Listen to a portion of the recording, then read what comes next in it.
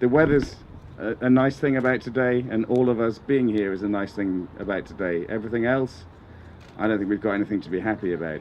I think when it comes to Guantanamo, this is the time of a double disappointment, and there's no other way of looking at it. There's no positive spin to put on it.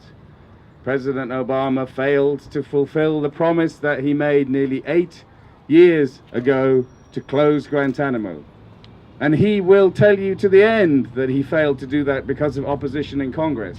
And he's right, there was serious and unprincipled opposition in Congress. From Republicans, even from members of his own party, who made it as difficult as possible for him to close Guantanamo. But he's the President of the United States.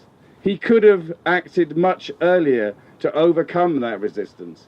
And he chose not to. We've seen him scrabbling around this last year, holding as many reviews as possible, to approve as many people as possible for release from the prison, so we're at the point that we're at now.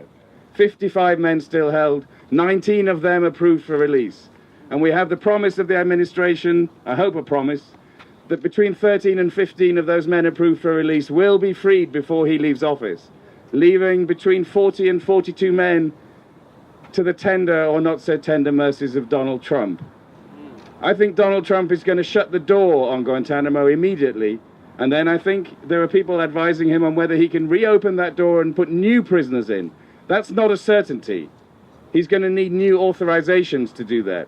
And there is no terrible national security situation happening at the moment to justify sending people there. If people have done things wrong, prosecute them in federal court. This country has a fine record and has from before 9/11 and through the last 15 years of achieving successful convictions in federal courts. There is no reason to send anyone to Guantanamo.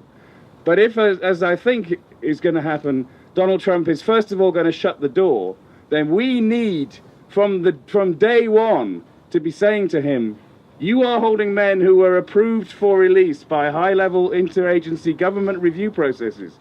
You have no right to carry on holding them. You must carry on the processes of releasing them. There are reviews at Guantanamo, the periodic review boards, that have been approving 38 men, actually, out of 64 reviewed in the last 3 years.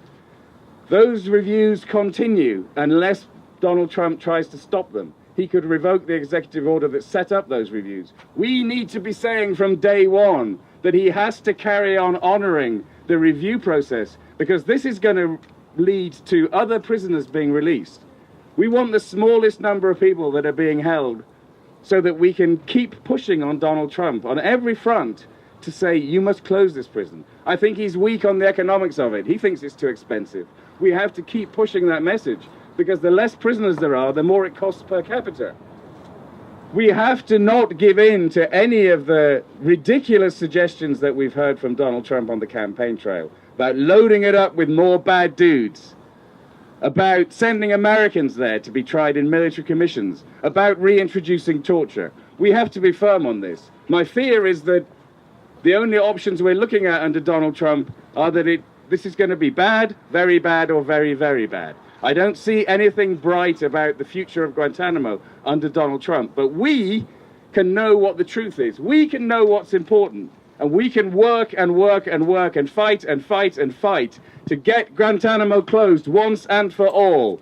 Thank you very much.